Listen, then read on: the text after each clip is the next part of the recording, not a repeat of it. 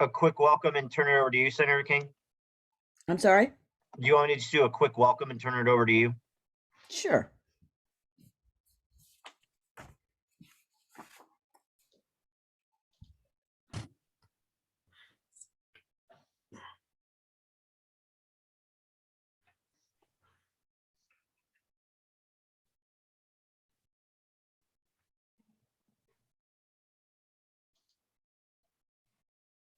All right, do we have everybody in?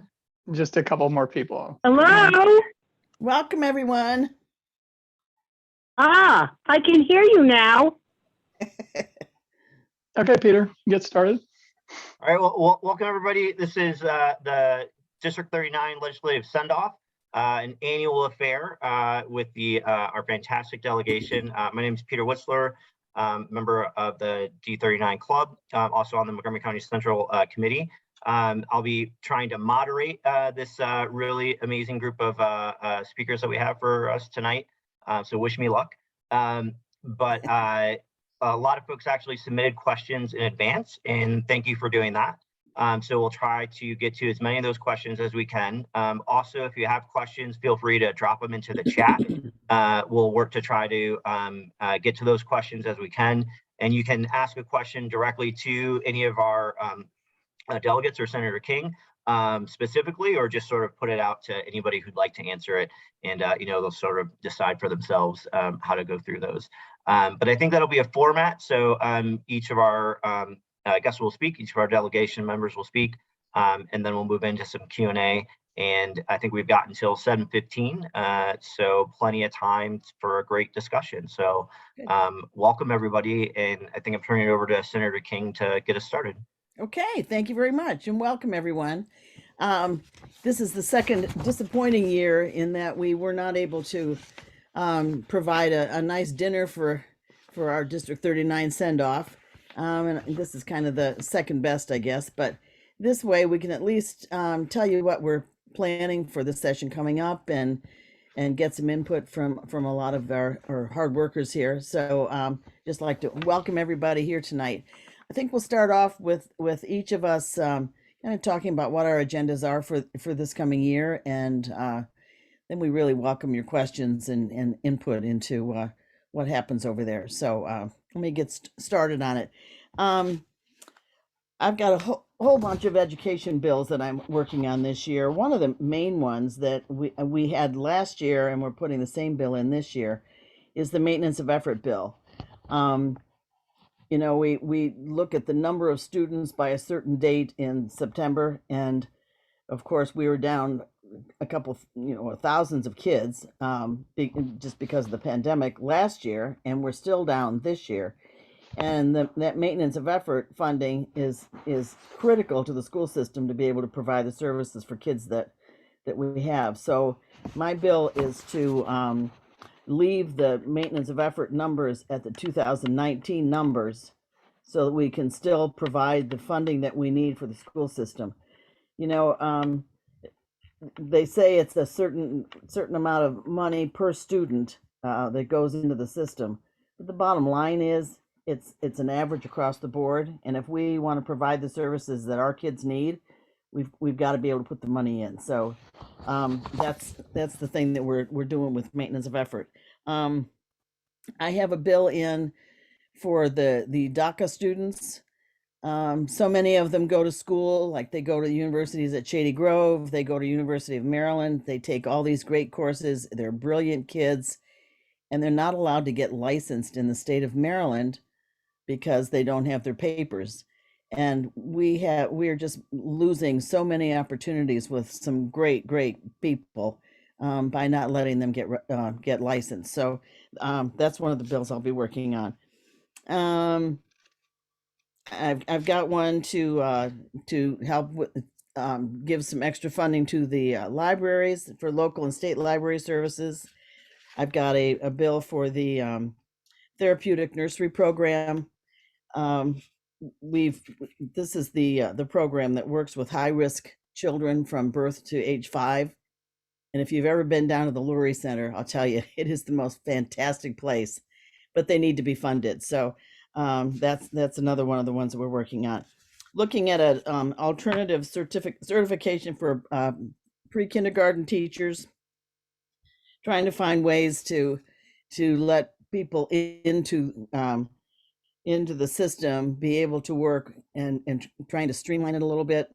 We're not looking at putting people that aren't qualified, but we're looking at helping people to be qualified and help to get some people in taking care of our little ones.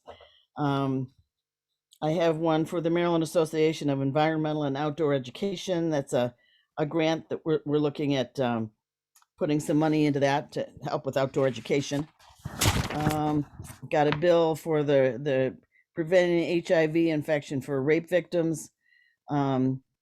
Trying to put some money into that for the hospitals. Delegate Resnick and I put that in 2019, and we're going to do it again this year. What else do I have? Dementia caregiving specialists. This would establish dementia caregiving at each of Maryland's area agencies on aging and designated staff specialists to support family caregivers. That's a huge issue with us now. We're looking at expanding the child care tax credit again. That will be something that I think that'll be one of our priority issues this year.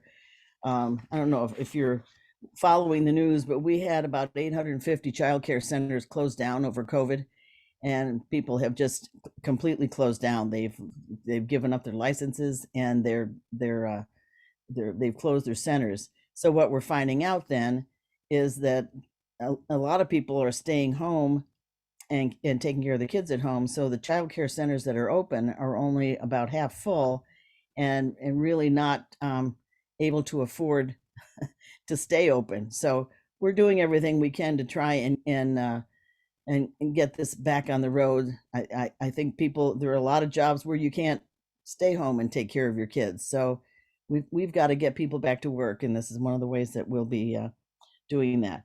I've been working with St. Mary's College to try and provide funding for a cost of living adjustment for state employees at St. Mary's, equivalent to the funding formula at other colleges and universities in the state.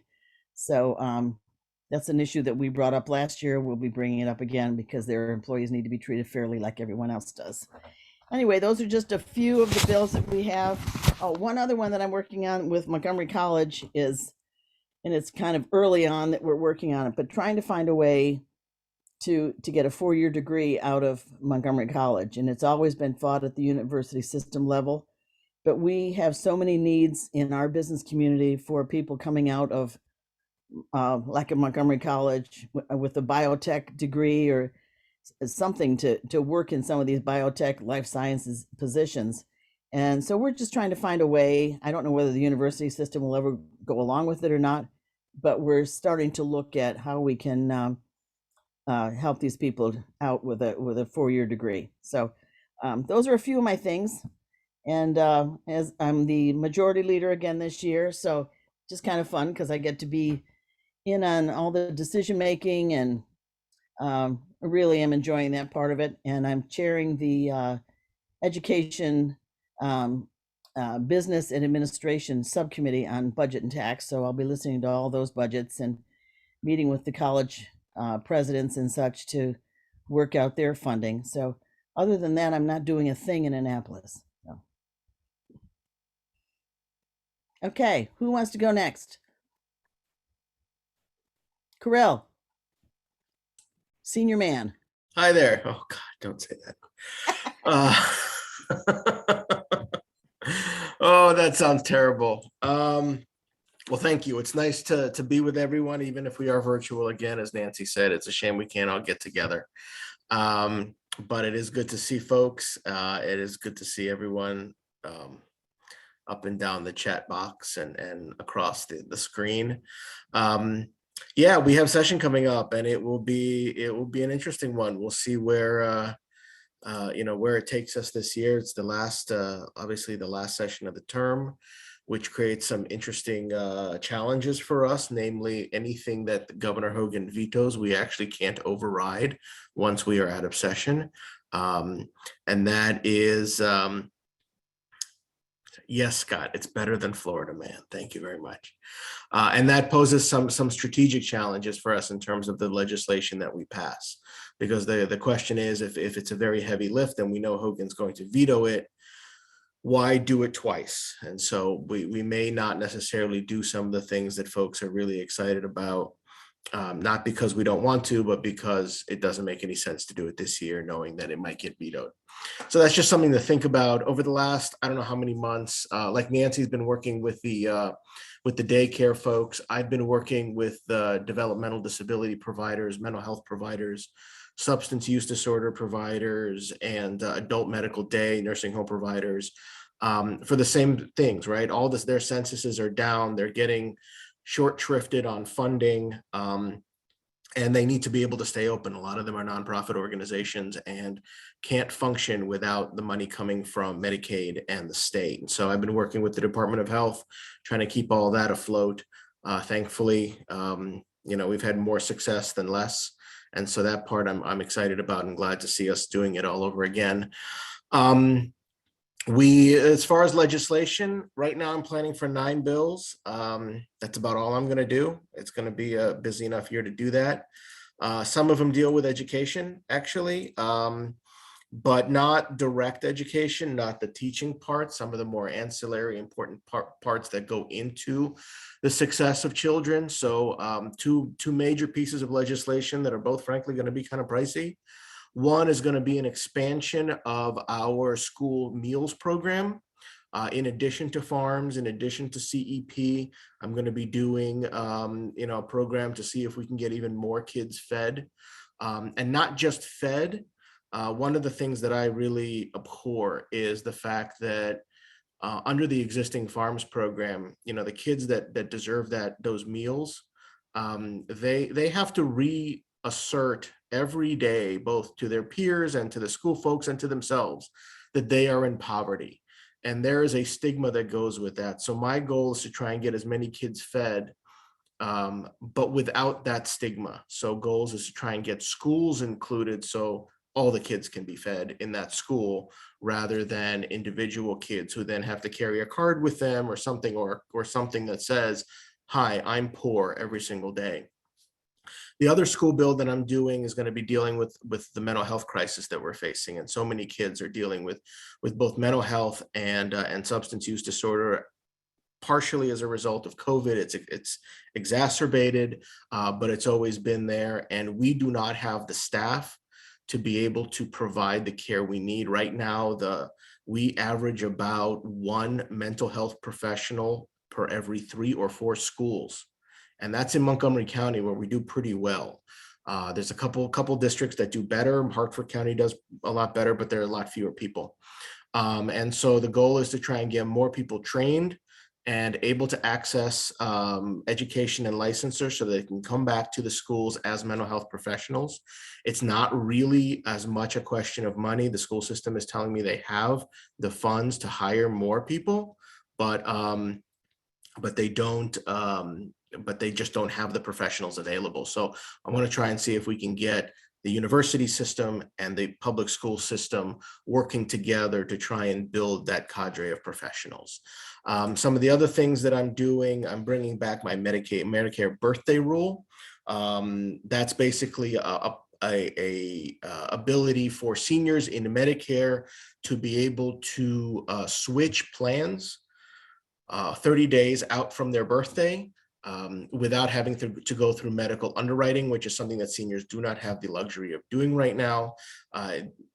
Medicare supplemental programs do not have open enrollment the way that you and I do in regular healthcare. So we're going to try and get them. I've been doing that for 3 years now. I got a bill dealing with, Nancy already talked about the NPEP bill about preventative care for rape survivors. I'm going to have a bill dealing with hospital overstay placements for kids in foster care. This is a real big problem in the state. If the state has no place to put a foster kid who may have been experiencing some kind of trauma or issues, They will leave them in hospitals. They will leave them in emergency rooms, and they will stay there for days, weeks, months. There's one girl who has been at Shepherd Pratt for over a year. And the state continues to fail these kids, and we need to figure out a way to be able to accommodate them through either group homes, specialized treatment facilities, or something other than taking up a bed in a hospital that might be needed for a COVID patient or someone else. I have, let me see, I'm going to talk about 2 staffing bills, and then I'll be done. Staffing has been a real big issue in the state. Governor Hogan has slashed our workforce to the point where they can't get things done. And for anybody who's tried to file for unemployment, call MVA or any other state government service, you will know that you stay on the phone for hours on end. That's because we're understaffed, and Governor Hogan has been slashing staffing. So one place that I see a real big need is the Office of the Chief Medical Examiner. We are very close to losing accreditation in that office, which would be detrimental to that course function. Another bill I'm doing, I was reached out to by a constituent who is a natural resource police officer, or retired natural resource police officer, says that workforce has been almost all male and entirely white for decades. And they have been promising more diversity hires in that police force and have continued to fail. So I'm working with him on legislation to try and get them to work better in terms of hiring more diversity candidates, both gender and race. And then last but not least, there's my fun bill, which everybody's going to hate, and I apologize in advance, but I'm doing a state symbol bill. There's Nancy rolling her eyes. Leslie's rolling her eyes. I'm sure everybody's rolling their eyes. I'm going to be working with the Distillers Guild, the Maryland Distillers Guild, to make Maryland rye whiskey the official state spirit of Maryland. And I can literally talk about it for the entire hour. So if you want to know more about it, contact me later. But I think this is going to be a really fun thing, and we'll go from there. So that's me. I'll turn it over to Leslie. She's next on my screen. So Leslie. Thanks, Carell, and thanks for everyone for joining us, and thanks to the Central Committee for organizing. In advance, I know I'm probably going to be moving back and forth a little bit like this, so if you feel a little bit seasick, you can probably just rock with me. This is the pace I normally go at, or maybe tune your monitor or whatever. I had a baby 2 weeks ago, and this is him, and he's sleeping now. So hopefully he stays that way. Fingers crossed. But I'm on the Judiciary Committee. I'm the one lone D39 person that's not on the Money Committee. And we've had some excitement in judiciary, and this session will probably be exciting too. Our 2 big priority issues for this session are going to be legalization of cannabis, and then also ghost guns. And the ghost gun issue I've been working on, this is my 4th year. So I can talk about that forever and ever and ever. For the cannabis legalization, there's really one big thing to keep in mind.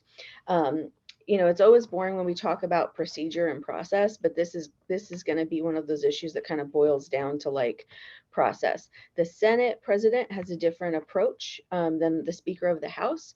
The Speaker of the House has said that she wants for us to put together kind of a big package of sorts, and then it will go on to a referendum for people to vote on.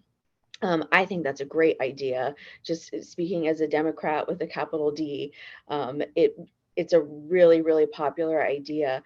The struggle with that approach is that we have to make sure that bill is really, really solid before it goes out. And I don't know if we're judging how police reform went. When we try to work on really big bills, sometimes those little details get slipped through the cracks. So it's really important that we take an approach that thinks about all the restorative justice elements that need to happen, that we learn from the mistakes that were made when medical cannabis became available, and make sure that we get a solid package of bills together, or one big bill that will go on to be a referendum.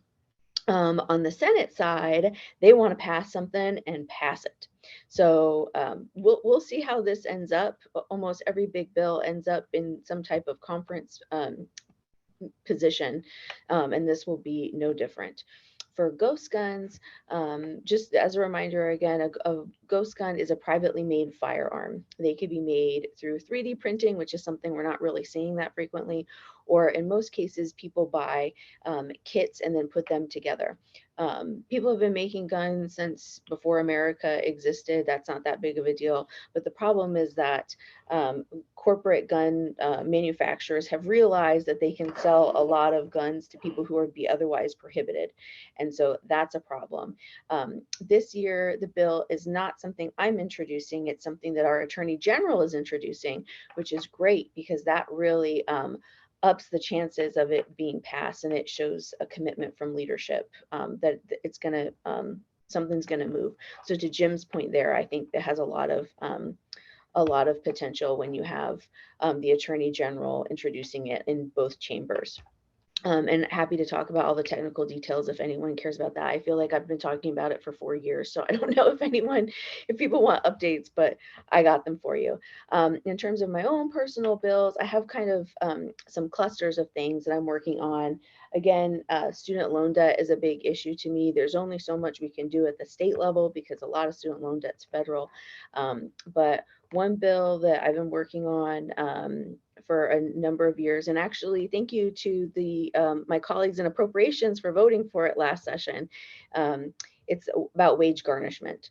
So people think of student loan debt as being a millennial issue and like a younger person's issue just because the cost of education has skyrocketed, but it's actually senior citizens that are being disproportionately impacted because they end up being co-signers of their kids and their grandkids' bills.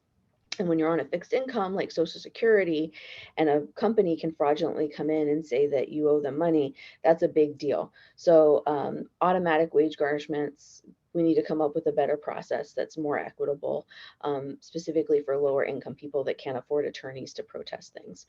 Another bill along the same student loan bent is requiring any type of like student loan refinance company to have a disclaimer saying that they're actually a company and not a nonprofit. For those of you who might have had student loan debt, particularly a private student loan debt during the pandemic, you probably got a lot of calls from kind of spammy people saying that they could refinance your student loans. I know I got one at least once a week. Yeah, they're shady and they need to have a disclaimer. 501c3s have disclaimers, political campaigns have disclaimers. These people need to have disclaimers too. Some other stuff I'm working on is about incarcerated people and detained people, just making sure that people have as many rights as they can when they're detained, specifically the marginalized populations that we see.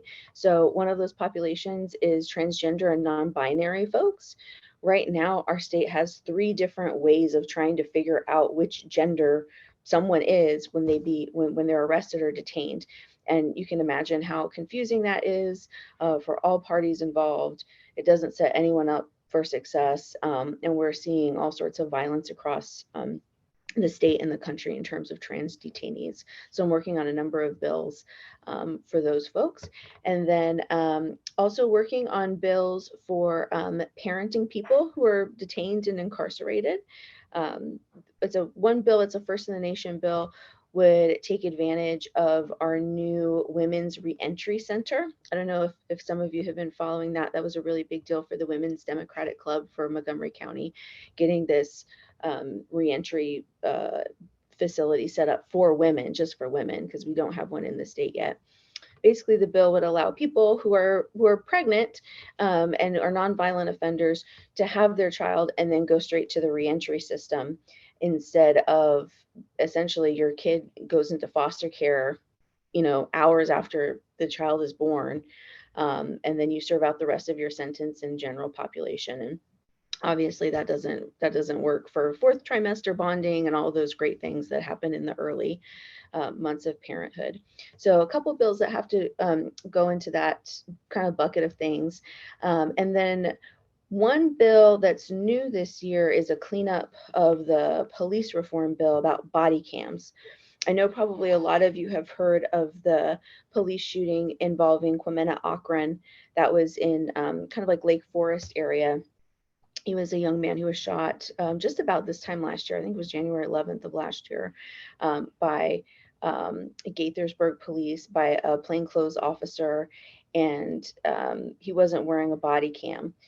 The bill that we passed last year was intended to include all public facing officers, but the Attorney General's office had said that under review, it really kind of leaves some things up for interpretation. So this bill, it shouldn't be controversial because we're just cleaning up the language to make sure the intent is clear. But anything with policing is always a fight. So I'm hopeful that it will pass, and I've been working with a number of different advocacy groups to make sure that the language is as clean as possible, to get it in a good place. So I'm happy to ask or answer any questions that you might have about those committee priorities or my priorities. And before I sign off, I just really want to thank everyone for the past year of volunteering. I know when I look through this list of people, there's so many different folks who have, like, I've talked to either about certain bills and they've shared their input in that way. People who've door knocked, even when I was like 8 months pregnant, were out there like holding lit for me. You're fabulous. Thank you. And people who've made calls for like senior citizens to do wellness checks. I don't think any of us expected this pandemic to last this long. But here we are, and it's really community that's getting everyone through. So I just want to say thank you again, because it's very meaningful for me.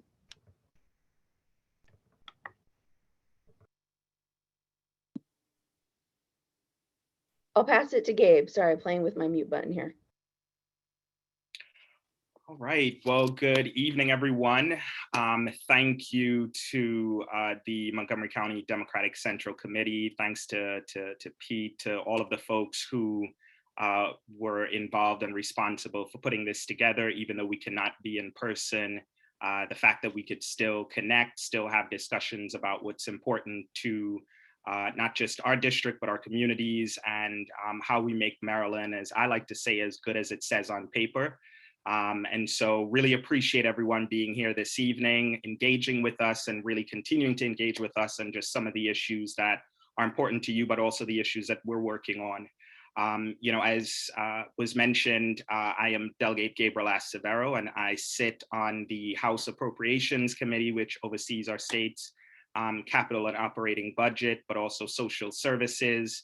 I serve on the Public Safety and Administration Subcommittee, which deals a lot with, criminal justice agencies, juvenile justice agencies, as well as social services, et cetera.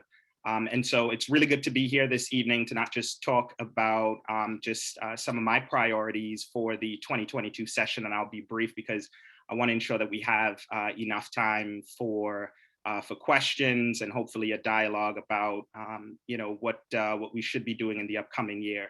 Want to wish everyone a happy new year. We're here despite a good bit. And I think there's a lot to look forward to in 2022 and a lot to be hopeful about. So hope everyone is vaccinated and hope everyone is boosted, and that we're staying safe. So really quickly, in terms of the bills that I intend on working on, I think there's some issues that as a General Assembly we're going to be addressing, such as recreational cannabis legalization and other issues. And I think there are, of course, the individual bills that we put in as legislators. And for me, while we did quite a bit on police transparency and accountability in the last session, there are certainly some other issues that remain, particularly around accountability and ensuring police accountability from not just in the courts, but also how we provide for oversight and control, particularly community control, as it relates to the Police Accountability Board, which is legislation that we passed creating PABs. And so as a member of the 2020 work group on police accountability in Maryland, I'd raised a number of concerns that I believe were very much germane to the issue of police transparency and accountability, and should have been a part of the work that we not only discussed, debated, but also passed. One of them being, what does community oversight and control actually look like? We're having that discussion right now at the county level because there's legislation introduced at the council around police accountability boards and what community oversight and control really is. And what's really important to this discussion is that we understand the difference between civilian participation, which is putting people in positions and really giving those civilians and the community oversight and control over the way public safety is administered, how investigations are run, and the outcomes.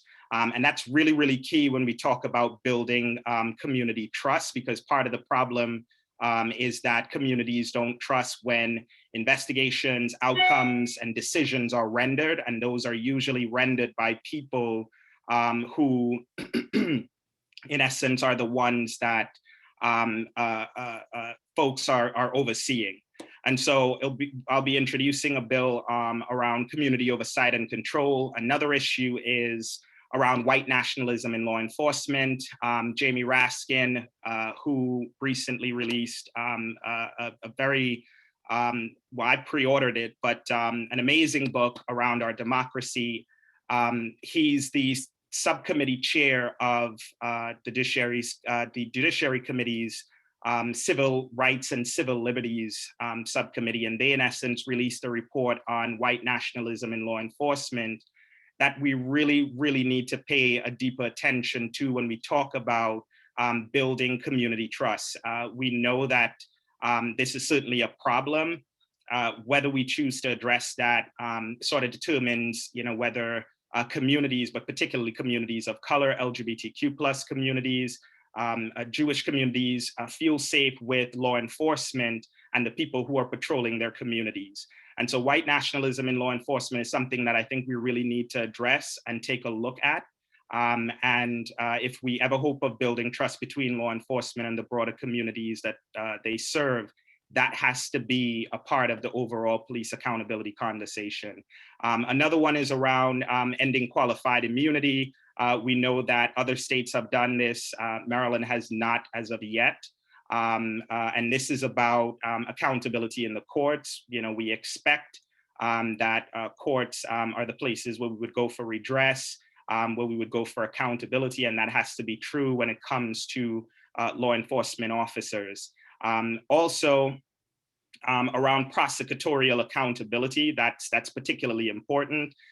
We elect people for state's attorney and for attorney general, and those folks have a responsibility to seek, pursuant to the law, to seek accountability, to seek justice on behalf of us.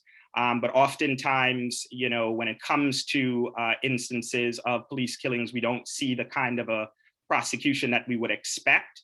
According to Mapping Police Violence, over 97% of cases of police killings, there is a declination or a decline to bring charges.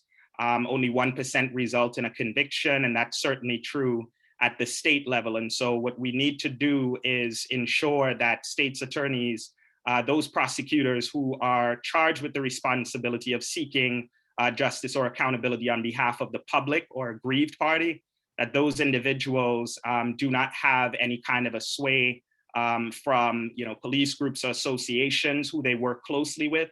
And there's obviously a conflict of interest. And so in essence, what the bill would do is ensure that those states' attorneys that do accept police contributions, that they're recusing themselves from police investigations and prosecutions. There are similar legislation that have been passed in other states. This is also part of the police accountability conversation. There's also some other bills that I'll be putting in around healthcare. We can't ignore the pandemic and the fact that the amount of uninsured people in our state has ballooned, and a lot of them are low-income people, and there's a lot of relief that we need to provide. And so as a state that spends 1/3 of our budget on healthcare, yet we have roughly close to 500,000 people uninsured, we should certainly be doing more to ensure that we're covering everyone.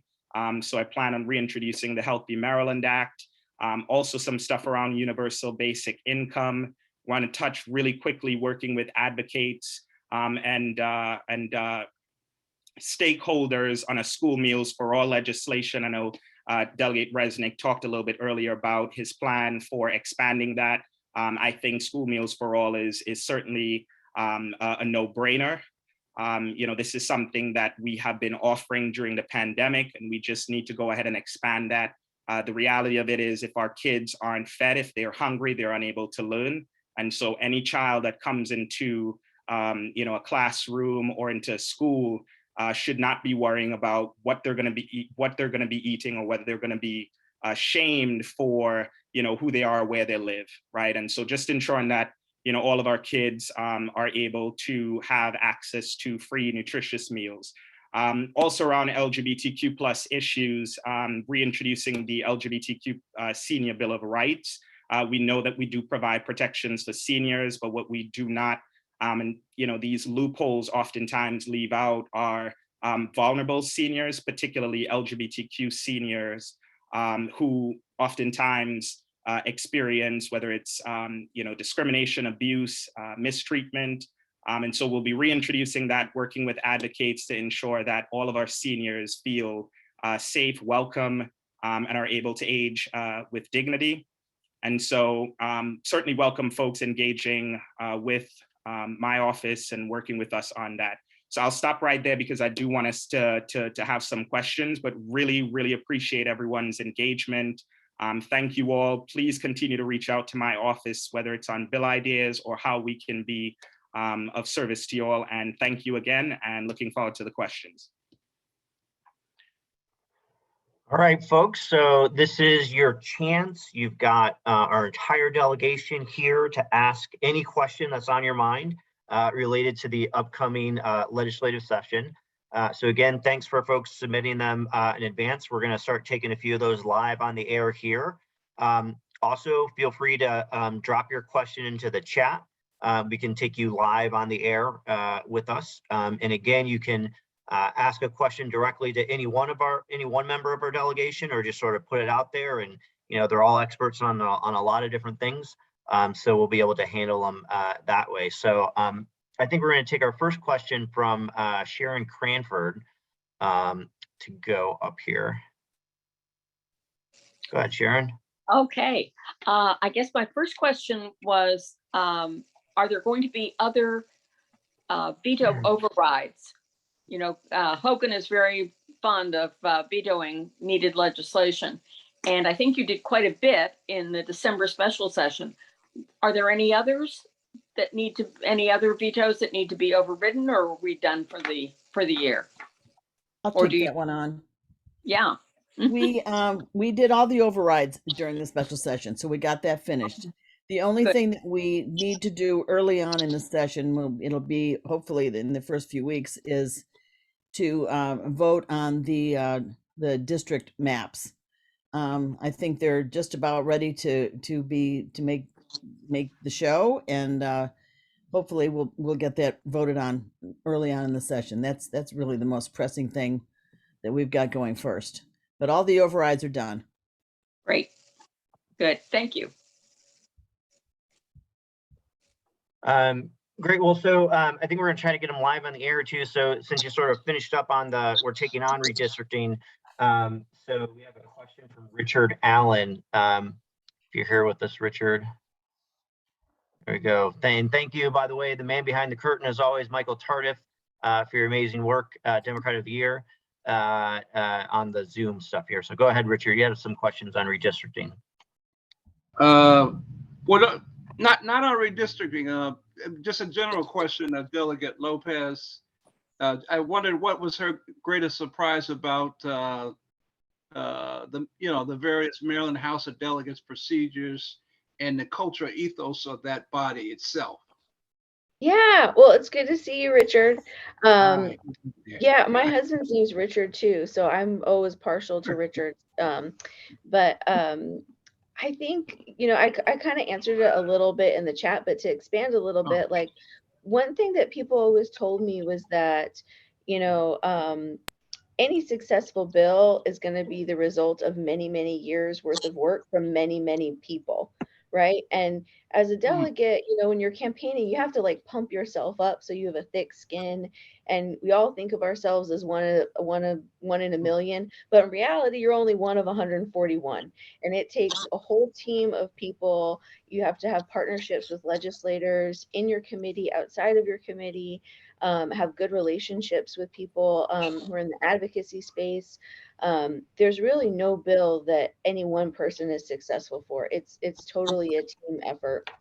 And I'm really thankful for having the partnerships that we do within the rest of the folks in the D39 delegation, because I know, particularly with Senator King, it's always a pleasure to partner with her when it comes to like constituent services, and to have two people working on the issue. I know we share, documents across the board when it comes to unemployment and things like that. It takes a long time to get good bills passed, and it takes a lot of people. And it shouldn't have been a surprise, but I think that's been one of the lessons that's been reaffirmed to me since going to Annapolis. Okay, thank you very much. Appreciate it. Can I just add something onto that? One thing that I Please. tell people all the time is about 99% of what we do in Annapolis counts on relationship building. If you can have the greatest idea in the world, and if you go to Annapolis and you can't get along with everybody else and be able to garner support for your bill, it goes nowhere. And we have people that have been there for a lot of years and have never figured that out. But it is major relationship building in order to get anything at all done. Makes a lot of sense. Thank you too. So sorry, and Richard, I may have misattributed your question, but there was a question just on, I know we're taking up redistricting, but maybe just sort of what is the end result we can expect for D39? Any major changes we need to be aware of? I think we've all seen lots of interesting maps coming from, the governor and the governor's pseudo committee and everything, but maybe just a quick update on where things are going to, where you expect things to shake out on that. I could jump in on that real quick. So the draft maps are online. For anybody that wants to go see them, you can Google the Maryland Legislative Redistricting Advisory Commission, something along those lines. If you put in those 5 words, you'll get the right, in whatever order, you'll get the right link. And the good news for District 39, I think it's good news, is that we see very little change in that draft map. The one biggest change, our district is going to grow by 1 precinct. And we are going to be, it looks like the draft map has 1 city of Gaithersburg precinct being added to our district. So we will be, in addition, representing part of the city of Gaithersburg as well, which I think is great because I think we all feel like we represent the city of Gaithersburg anyway. And I know we have a lot of friends on the Gaithersburg City Council as well. So I think that's the one biggest change. Otherwise, I think it stays pretty stable for us. This is not the final map, right? We still have a process where the maps have to be introduced. It's still a bill. We're going to still get tinkered with based like any other bill. And so, Nancy and I have actually been through this process once before, but hopefully I like where District 39 is. It keeps it nice and stable for us. And I hope that we are able to keep it that way. I'm actually chairing the committee for the Senate side on getting this bill passed. So I think we got an ace in the hole. Good news for us.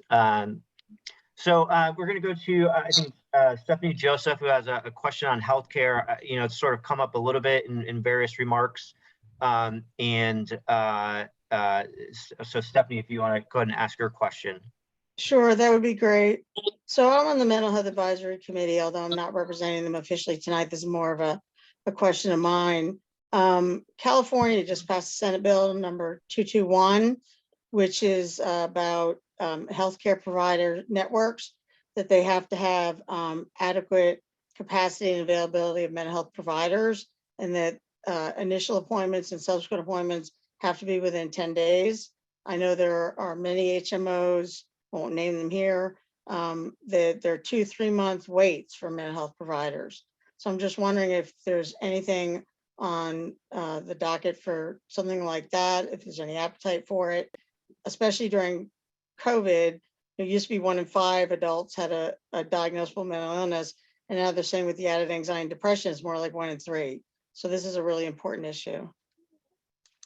Yeah, so and if you don't know, I chair the Health and Social Services Subcommittee on Appropriations. And so healthcare, as well as some of the other behavioral and developmental issues, have been primary on my agenda since I first got to Annapolis, frankly.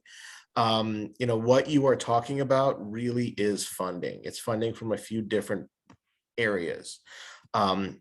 It's funding from the Medicaid point of view to make sure that doctors are accepting all forms of payment, including Medicaid, which is not quite up to par. It's funding from a professional point of view, making sure that we have enough doctors and mental health professionals in the field able to service the community as needed.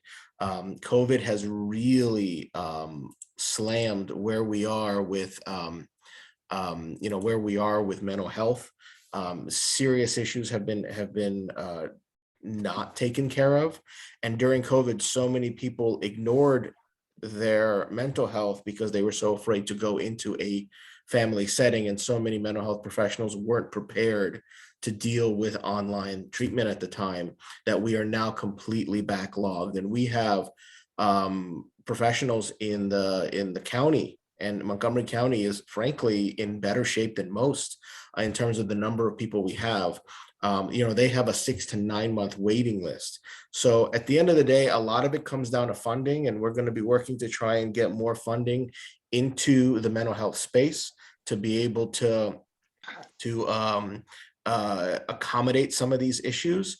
But it really is a capacity issue. We have to get more professionals seeing more people, and we also don't want them burning out, because if they burn out, we're gonna lose them forever. So in many ways it's funding, and we will be trying to see what we can do in that capacity. Great. Thank you. Great. So I think we have a follow-up question too in the chat from Robin. Robin, go ahead. Hi, I'm a mental health advocate on behalf of NAMI Montgomery County. Starting in July, the new 988 emergency mental health crisis line, which is switching from the suicide hotline to have this very easy to remember number, that is going to bring an incredible flood of calls to every mind, which now mans those phones. What is being done to fund this? The federal 988 legislation enabled states to be able to introduce a tax, and we understand that Governor Hogan is refusing to allow any kind of tax to be introduced. How are we going to prepare not just Montgomery County, but Maryland? It's going to be a wonderful service, because there are people who are going to be able to get help that have been afraid to reach out before. But if we cannot man those lines, we're going to be doing those people a disservice as they sit there on hold. Yep.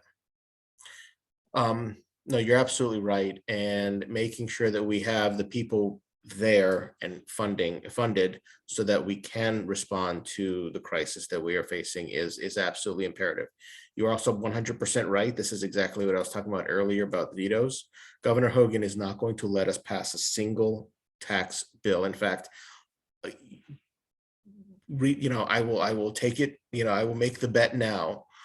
And he's going to introduce at least, what do you think, Nancy, 6 different tax cut bills? I doubt any of them are going to go anywhere. Maybe some of them will go, maybe there will be some compromise on one. We'll see. I don't even know what they look like. They'll all help him run for president.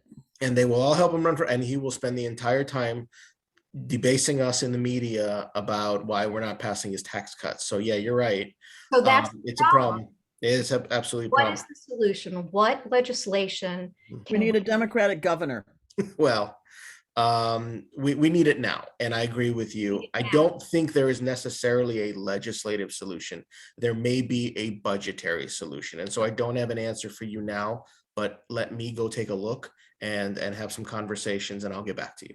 Okay, I think that there may be some things happening, but I am going to follow up with you on that. Thank you. Please do. Absolutely. Robin, part of the problem is that we very well intentioned put lots of legislation in and lots of really good things into the budget.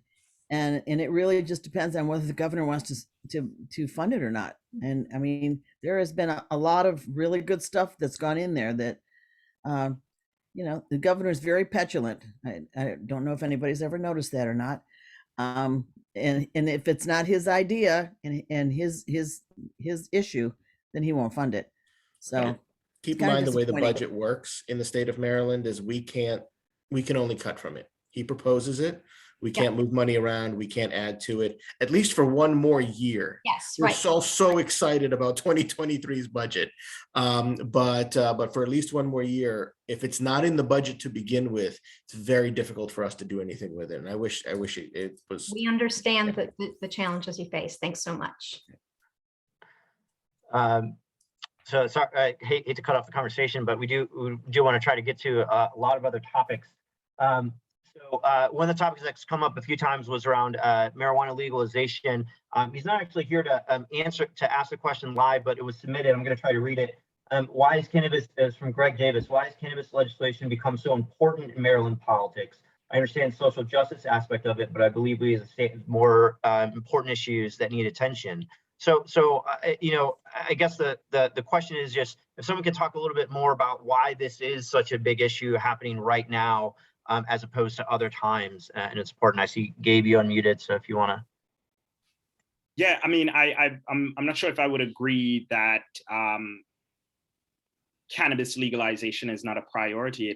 I would say that it is because it's connected to a lot of other issues that is not just a shame, but a strain on us as a state. If we talk about the war on drugs, the fact that we are using resources that could have been used elsewhere to disproportionately arrest, prosecute, incarcerate. Maryland, according to the Justice Policy Study, incarcerates more Black people particularly Black men, between the ages of 18 and 35 than any other state in the union.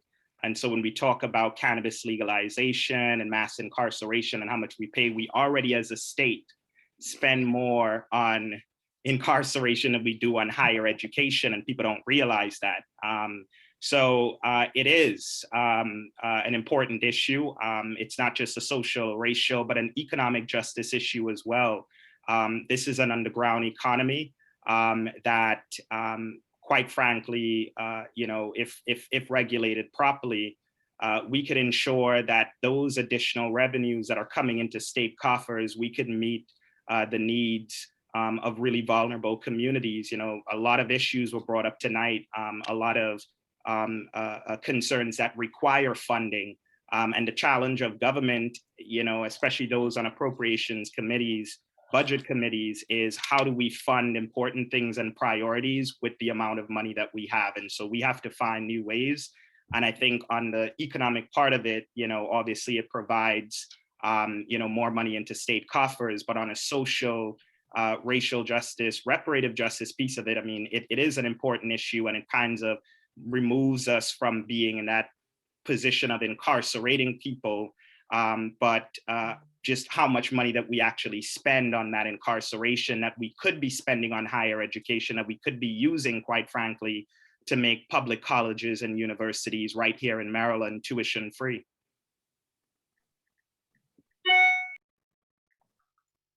Thank you for that. But I'm sorry, Pete, just real quick, I'll add, I know some folks did mention a lot about, getting it right. There are a lot of states that have legalized cannabis and quite frankly have gotten it wrong. Most recently, our neighbor, Virginia, legalized cannabis. A lot of advocates, they claim there was a racial justice and equity framework to it. And that's what a lot of folks claim. And then when you look at the substance of the bill, who is actually benefiting and who's actually being left out, we're back to where we were. The people who are being locked up will eventually be locked out of a burgeoning industry that would, if we look at medical cannabis, yes, Maryland got it wrong on medical cannabis, quite frankly. Look at how much it has brought into the state in terms of revenue. When we talk about that for recreational cannabis, we have to make sure that we get it right.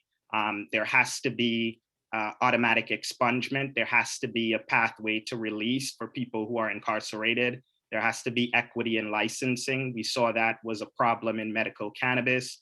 There has to be a pathway for those to be able to get into the industry, and where the money goes is really, really important, right? You know, there's a lot of things that we can fund to make sure that we're correcting the injustices of the war on drugs, but there has to be an equity framework. And I've made it clear that, you know, I won't be supportive of any bill that doesn't get it right on the equity and the reparative justice piece of it. I'm not following anyone's you know, claims that this is equitable and this is reparative, because that's what a lot of folks said about medical cannabis. And we see where we are and we see where the industry is right now. So we really got to get it right. And we have to be listening to the communities most impacted rather than the lobbyists. All right, well, let's get it done right here in Maryland. Let's lead the country on good things. We're going to switch topics a little bit. You've got a lot of ground to cover, a lot of great questions submitted. And then again, if you have some more we'll try to catch them in the chat as well. Want to switch topics a little bit to another topic on folks' mind, the climate, the environment. Climate, heard the word justice. A lot of big term lately is climate justice. I think we have Adam Cunningham on, who had a question about, Adam, do we have you? Oh, yeah, I'm here. So, yeah, it's just a general question. What's the plan for climate action during the 2022 legislative session? So I'll take that one. Everybody kind of agreed I'd take it, even though none of us are actually on the Environment Committee, which is a shame, but there's only 4 of us and there's like 10 committees. So it's hard to get one for everybody. But one thing that I can say, I'm actually very close to the chairman of Environment and Transportation, Delegate Kumar Barve. He's also from Montgomery County. He's from the neighboring district in 17. He and I talk all the time. And what we know about what's coming up in the next session is there is going to be a very, very strong push, both from him and Chairman Paul Pinsky of Prince George's County, who chairs the Environment, Health, and Education Subcommittee over there, to get the climate action bill that we were working on last year through. It's a big encumbering bill that deals with a lot of aspects of climate change, both in terms of the preventative aspects as well as the economic ones. It stalled out last year in the final minutes of session. We were not able to get agreement. Of course, we're going to blame the Senate for that, because we always do, because we're in the House. But both of them have committed to not just getting the bill out. And this is critical because, again, this is the last session of a term, and if Hogan vetoes it, we're stuck up a creek. But getting it out early enough that if there is a veto, it's still in session, we can still override it. So that, I think that we're going to put all of our focus from the environment side onto that particular piece of legislation. It's going to have a lot of moving pieces. I think there's going to be something in it that makes a lot of people happy. There's probably going to be a lot of things in it that don't quite make a lot of people happy. So there is an opportunity, if you are active in climate action, if you're an advocate for that, take the opportunity, make sure you are reaching out to the legislators on that committee, on those committees. You are reaching out to the chairs. You're going to the hearing and testifying. They're all going to be online, just like last year. It's a real opportunity for everyone to get involved. Please take that opportunity, because we are committed to getting that bill out this year. Yep. And I'll add that, we really haven't had a friendly governor on environment and environmental issues. And so I know there's some impatience with the legislature on environmental issues. I personally support a Green New Deal. I think a Green New Deal for Maryland, and the General Assembly has passed elements of a Green New Deal, whether it's the Clean Energy Jobs Act, the Climate Solutions Act, but I think we really have to talk about the importance of having a governor that is willing to work with the legislature on these issues, because, you know, there's, I don't want to say universal acknowledgement, but the Democratic caucus certainly agrees that climate change is an existential threat. We need to do everything that we can, especially, you know, as a state.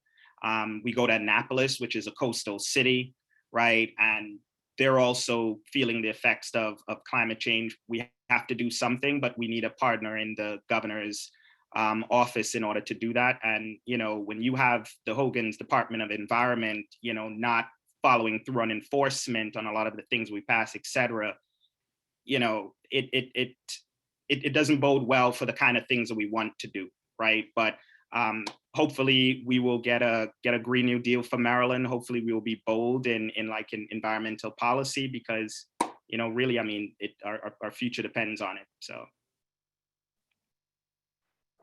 our bad governors come up a couple of times. I'm going to make a plug to stay involved and engaged, not just here at the D39 during the session and all of that, but get involved with the party in a big way for this next election.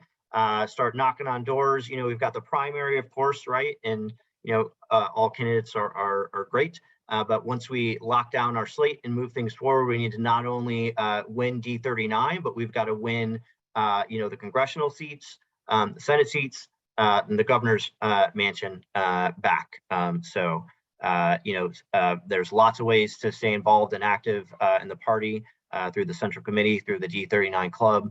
So keep a lookout for emails to help make that happen and turn Maryland back to blue next fall. So shameless plug.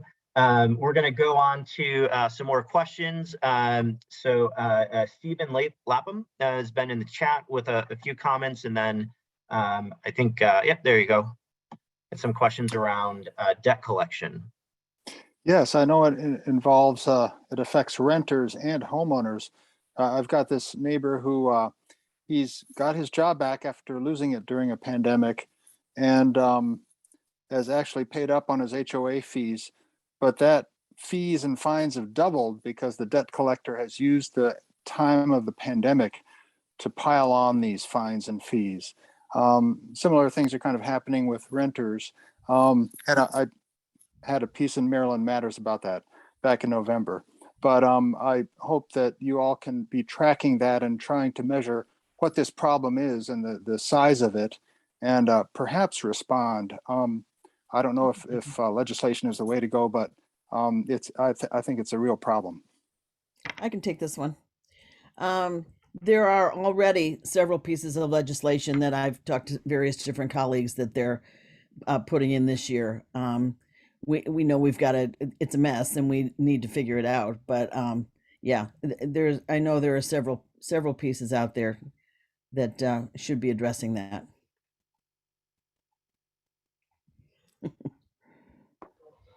I'll just say, Stephen, if you, I'll reach out to follow up with you, because I do a couple in addition to the student loan, a couple other like debt collection bills that are percolating that I didn't mention because I don't have the draft legislation for them yet. But I've been working with Maryland Consumer Rights Coalition, I think that's their acronym, on these issues too. So I'm happy to follow up with you and hear the story about the HOA. Yes, thank you, Leslie. I've talked to both you and Gabe briefly about it, and this is a wonderful forum. I've learned so much from listening to all of you, and thank you for attention to that matter. All right, well, I might try to combine a couple of questions here, and then folks can just sort of take them as they go. So, you know, again, we've heard about sort of the challenges on the budget. You know, we can't add, we can only take away. Did I get that right? Or is it reverse? Sorry, yeah, we can't add, we can only take away. But you know, we did end up with a pretty big surplus this year, right? So you know, thoughts on what we can expect in this next round of budgeting, and then you know, sort of tying to that to ensure the full funding and implementation of the Maryland Blueprint for Education.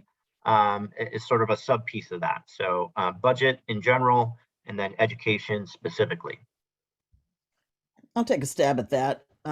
many of you know, I've been on the Blueprint Committee since its inception. So I fully support that whole project, in which before the pandemic, we had it funded for the next several years. So along with all the money that's come in, the federal money, we're in really good shape until at least 2026, they're saying. And this year, we still have a lot of federal money to spend and have a lot of what we call one-time money projects. I think there'll be money for various different capital projects. We're looking for projects in District 39. I'm also on the Capital Budget Committee for the Senate, so it's nice to be able to have that leverage for our own district. But there is a lot of money. We keep talking about this gush of money, and sometimes it's harder when you've got a lot of money to spend to make sure it's spent right and get through all the politics of that. Sometimes it's harder than when you don't have enough money. But we're already really working on what will get funded this year and what the priority projects are going to be. So if you've got any good ideas for projects in our district, please let us know. I want to add a little bit to that. We obviously Gabe and Nancy and I spent a lot of time talking about the budget all year because we're on those committees.